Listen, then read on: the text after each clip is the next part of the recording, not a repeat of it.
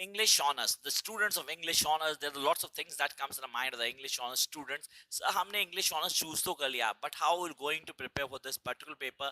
करने के बाद हमारे दिमाग में काफी सारे thoughts आते हैं सर, इसकी eligibility क्या होती है, इस कोर्स को करने का फायदा क्या है, what we if we're going to complete this paper honestly English honors करने के बाद हमारी फ्यूचर लाइफ क्या होने वाली है, किन चीजों के लिए करना है, तो सारी चीजें डिटेल में एक्सप्लेन करने की कोशिश करूंगा in this particular short.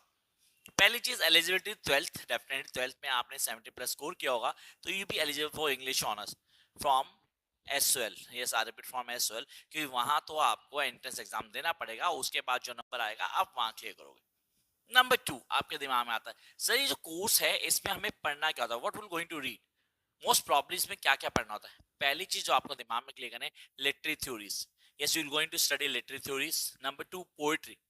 Poetry पढ़नी पड़ेगी, whether is British poetry, American, Indian, ये सारे आपको ऑन टिप पहुंची. You will going to read the American literature. Yes, American literature along with British literature. British literature बहुत डोमिनेंट रोल प्ले करते हैं English के अंदर.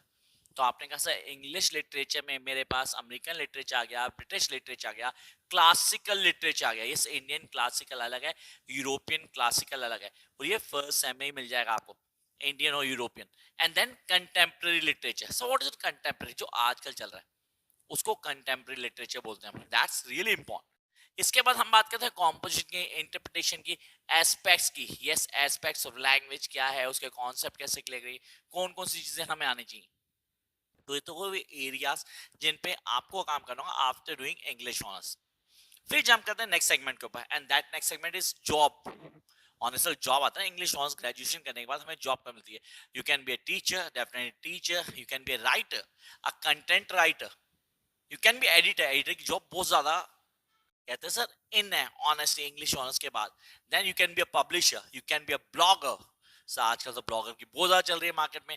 Digital marketing, yes you can go in marketing. Then you can translator, you can be in air hostess. Yes, you can be air hostess अगर लड़की है, नहीं तो लड़का भी जा सकता है इस फील्ड में. along with this you have a ample scope in media nowadays. तो इंग्लिश ऑनर्स को हल्के में मत लेना guys.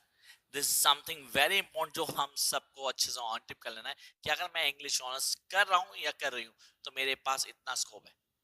Till then keep watching.